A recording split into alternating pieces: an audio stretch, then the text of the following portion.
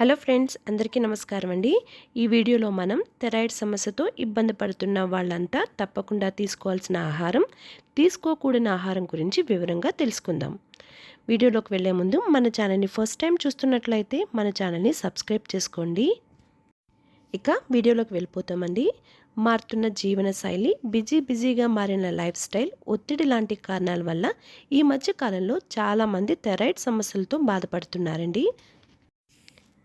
Thyroid గ్రంథి ఉత్పత్తి చేసే హార్మోన్. అయితే ఎక్కువగా ఉత్పత్తి చేయడమో లేకపోతే అస్సలు ఉత్పత్తి చేయకపోవడమో జరగడం వల్ల ఇబ్బంది మొదలవుతుంది. ఒక అంచనా ప్రకారం భారతదేశంలో దాదాపు 42 మిలియన్ల మంది ప్రజలు థైరాయిడ్ సమస్యతో బాధపడుతున్నారు. పురుషుల కంటే స్త్రీల్లో ఈ సమస్య ఎక్కువగా ఉంటుంది. ఈ హార్మోన్ మన శరీరంలో కీలక పాత్ర పోషిస్తుంది. జీవక్రియ సజావుగా సాగాలన్నా, శరీరంలో ఉత్పత్తి అయ్యే కణాలు ఎప్పటికప్పుడు రిపేర్ కావాలన్నా ఇది సహకరిస్తుంది.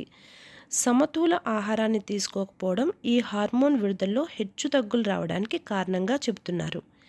ఇలా థైరాయిడ్ సమస్య ఉన్నవారు ఆహారంలో మార్పులు చేసుకోవాలి.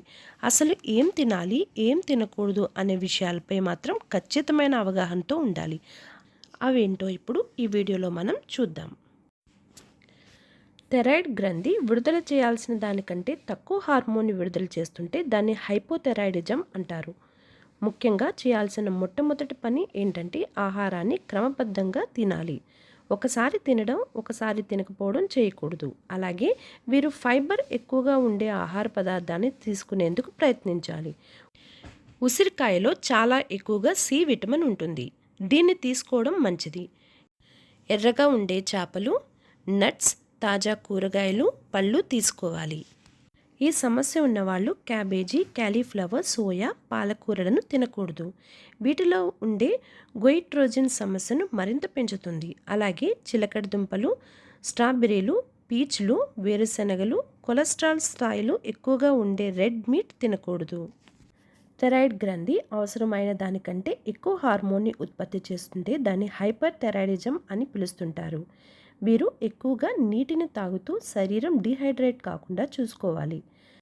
నాన్ అయోడైజ్డ్ ఉప్పును మాత్రమే వాడాలి. తాజా పళ్ళు, ఎగ్ వైట్స్ తినొచ్చు.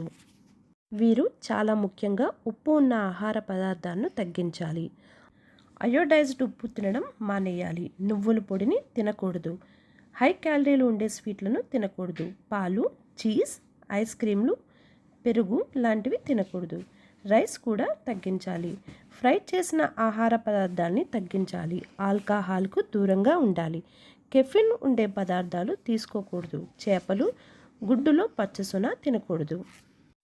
సో ఫ్రెండ్స్, తెలిసింది కదా, ఆహార విషయంలో సరైన డైట్ ఫాలో అయితే ఈ సమస్య నుంచి మనం తొందరగా బయటపడవచ్చు.